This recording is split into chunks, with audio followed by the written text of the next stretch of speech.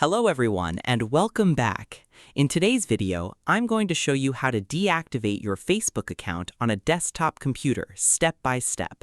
If you want to take a break from Facebook without permanently deleting your account, the deactivation option allows you to do that. So let's get started. First, open Facebook in your web browser and sign in to your account. Next, click your profile picture in the top right corner. From the menu, select Settings and Privacy, then click Settings.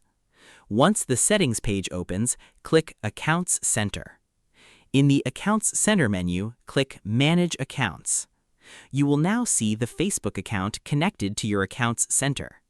Click the Manage button next to your Facebook account.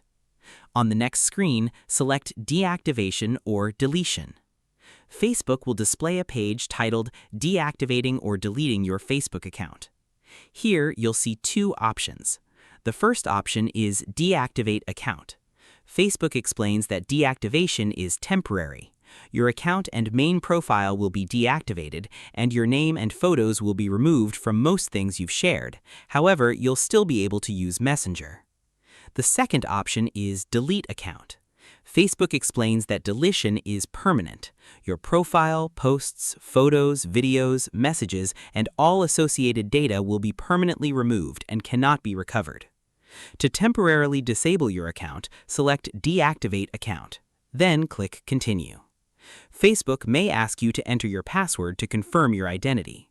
Enter your password and click Continue. Review any additional information provided by Facebook. Finally, click Deactivate Account to confirm. Your Facebook account will now be deactivated. If you decide to return in the future, simply sign back in to Facebook and your account will be automatically reactivated.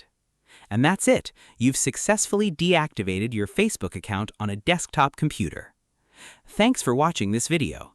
If you found this tutorial helpful, don't forget to like, subscribe, and turn on notifications for more Facebook tutorials and tips. See you in the next one.